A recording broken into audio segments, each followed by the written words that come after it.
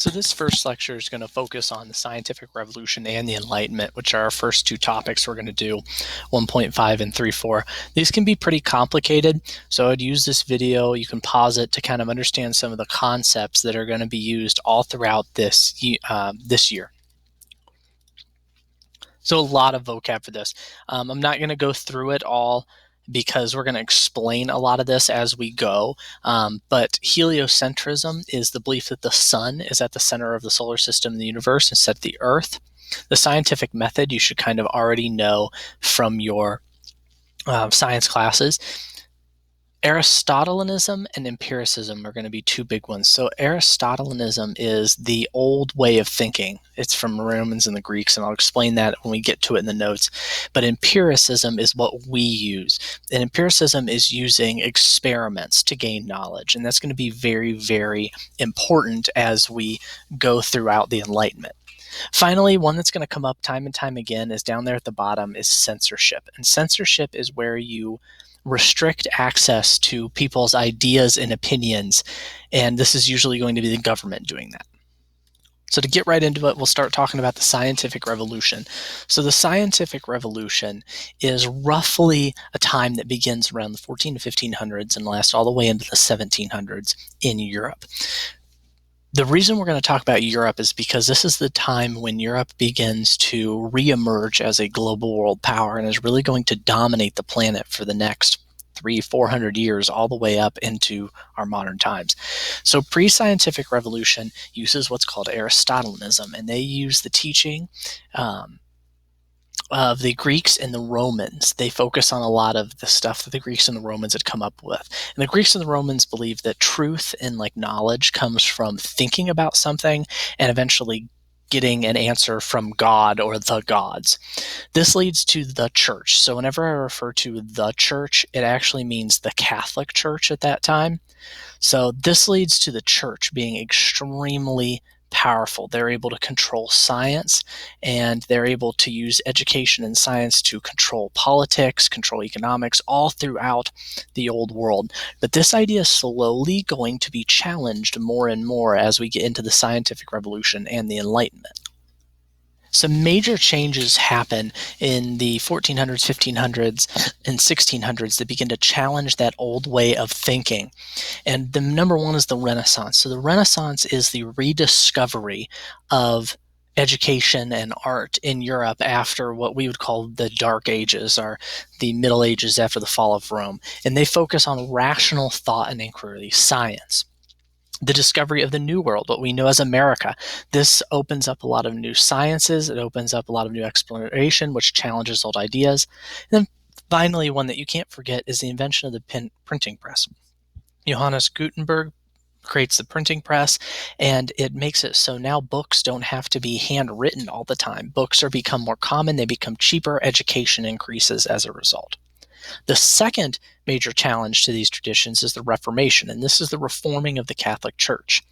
This encourages questioning of the traditions of the Catholic Church and questionings of how life should be, which, combining the Renaissance and the Reformation, you have this birth of new scientific processes, which we're kind of going to go over next.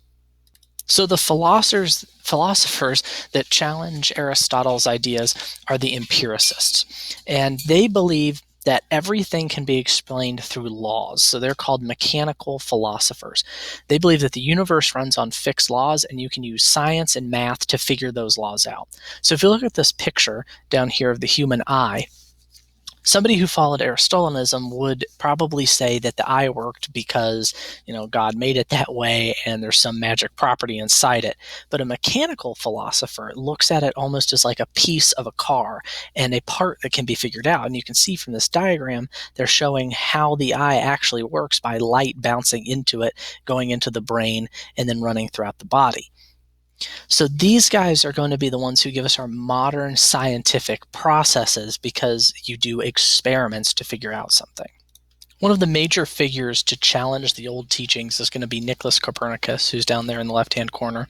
And his idea of heliocentrism challenged geocentrism. His idea was, you can see it up here, that the sun, so I'll circle it, the sun instead of the earth is at the center of the solar system. And this challenges the ideas of the church a lot and the focus on humans being the most important thing. Galileo Galilei eventually builds a telescope that supports Copernicus's idea. There's other guys, Johannes Kepler, who also support his ideas. And the major effect of this is the church is challenged and the church represses these discoveries. They do not want these discoveries out there, and they actually put Galileo under house arrest. They try to destroy Copernicus's ideas, but this spread of knowledge can't really be stopped during the scientific revolution.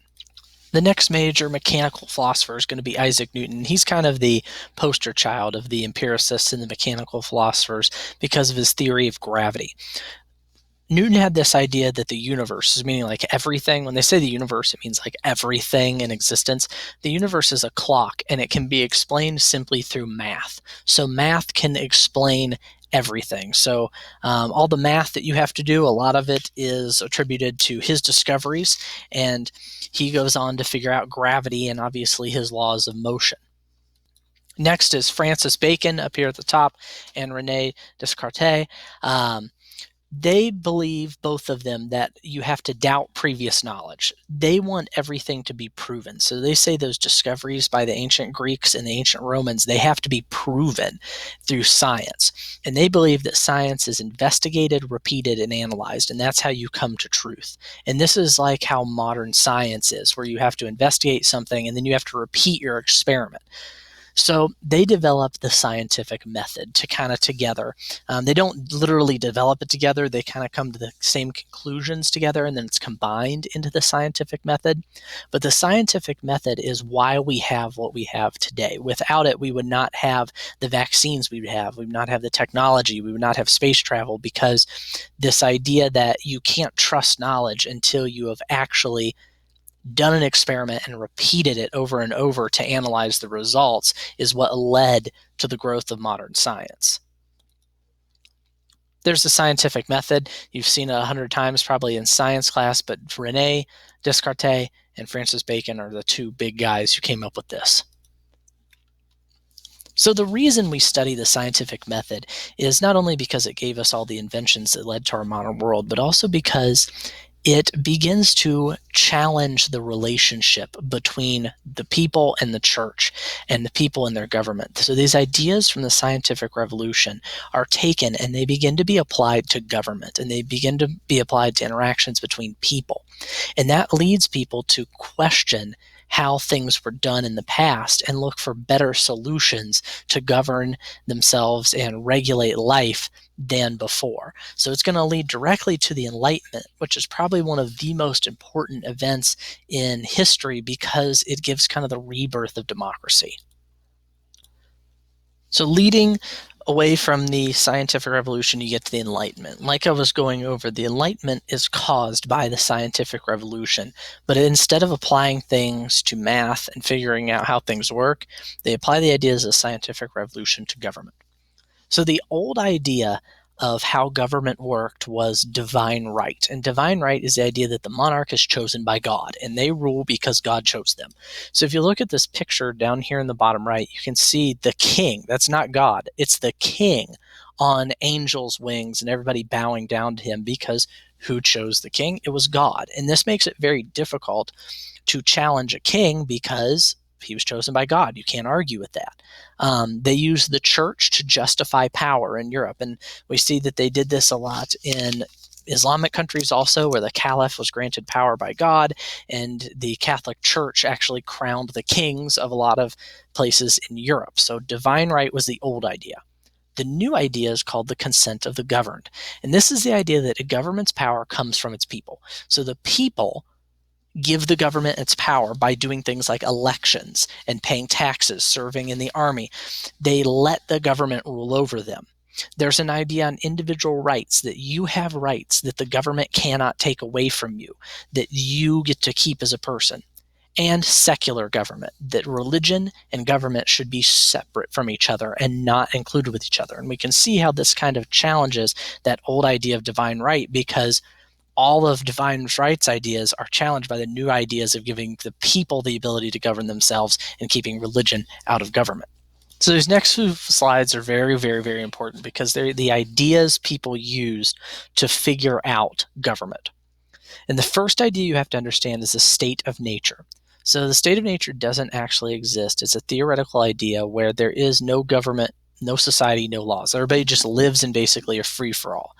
And what the thinkers, the philosophers did was they used a state of nature to guess how humans act. And it allows them to guess, what do humans do when there's no order, and how should we make our government to make it so that it's fair and it keeps people safe. In a state of nature, there will be natural laws, and these are the ideas of how people behave, and they don't change. So it's based on your view of human nature. Do you think humans are naturally good, or do you think humans are naturally bad? So if you think that the natural law is people are naturally good in a state of nature, you're going to think people are going to work together, they're not going to hurt each other, they're going to actively try to come together and like help each other farm. But if you think that the natural law is people are naturally bad, then you think it's going to be like the purge, and it's going to be free for all, and people will be killing each other and stealing from each other, and nothing will be safe.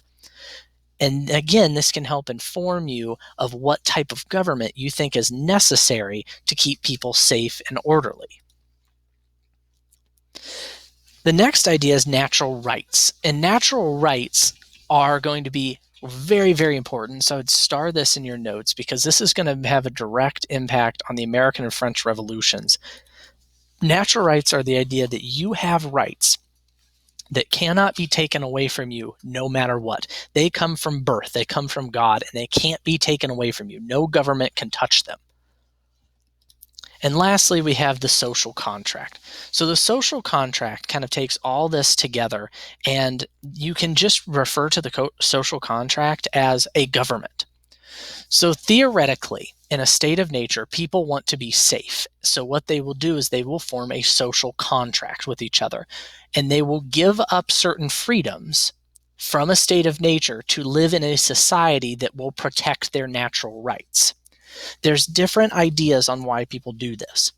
So if you go back to the natural laws, if you think people are naturally bad and they will hurt each other, you may join a social contract that says no one can kill each other, no one can steal from each other, and you can't try to break into somebody's house. This would keep you safe. So you're giving up your freedom to do those things so other people can't do them to you. If you go back to natural laws and you think in a state of nature that people are going to be good and they're going to help each other, maybe your government is going to be based on voting. Your social contract will be based on voting because people want to work together so they can try and get more stuff and make life easier. So the social contract is just a contract people make between them to give up freedom so that everybody can live in a safe, orderly society. But it's not a real thing. There was nobody sat down and actually signed a contract. One key idea of the social contract is down here. If it is broken, the people can overthrow their government. So let's say that you make a social contract where you give up your rights to, take away somebody else's property. And the government says that they will protect that. But then the government comes in and they take away your property. Technically, the government has broken the social contract, so you have a right. You don't have to follow that contract anymore, and you can create a new government because the government broke the social contract with you. This is going to be critical to the U.S. and the French Revolution, or the American and the French Revolutions, because the people believe that the kings broke the social contract so they don't have to follow them anymore. This is a social contract right here, this kind of diagram. You can see that it's an agreement between the people and the government. The people give up power to the government so the government can protect their rights. But if the government misuses its power and infringes on the people's rights, the people that can then overthrow their government. So kind of both sides have an obligation to the other. This slide is very, very, very, very important. It shows the major ideas of the Enlightenment. So you have natural rights. They come from a guy named John Locke, where you have a right to life, liberty, and property. You have a right to live, you have a right to do and go where you want, and you have a right to keep the things that you make or own. And no one can take those away from you. And this is going to be used in the U.S. Declaration of Independence, where you just rename it Life, Liberty, and the Pursuit of Happiness. There's separation of powers. So if you look at this little diagram over here, you break the government up into three parts. So the legislative makes the laws, the executive enforces the laws, the judicial interprets the laws. That way, nobody has too much power. This comes from Montesquieu. And again, the U.S. government uses this with our three branches. Our legislative is just called Congress, our executive is the president, and our judicial is the Supreme Court. And finally, you have Voltaire and his ideas of religious freedom, thought, and expression. These are going to be used in the French and U.S. constitutions: freedom of speech, religion, press, right to bear arms, that kind of stuff, that no one can take away your right to believe what you want to believe and express it. So the connections to the scientific revolution are pretty clear here. It's mostly that people just ask why about things. They ask why not about how things work, but about government. There's more secular beliefs. You notice that the church is more separate from government because of the scientific revolution and the Enlightenment, and the importance of the individual. This one is crucial. In this one, individuals are more important than the government. Your life is in your hands instead of God's or the government's. And that's really going to change how the relationship between the people and the king is, because people say that they should be able to elect and create their own governments. So I hope this clears up some of the Enlightenment. And if you have any questions, just let me know.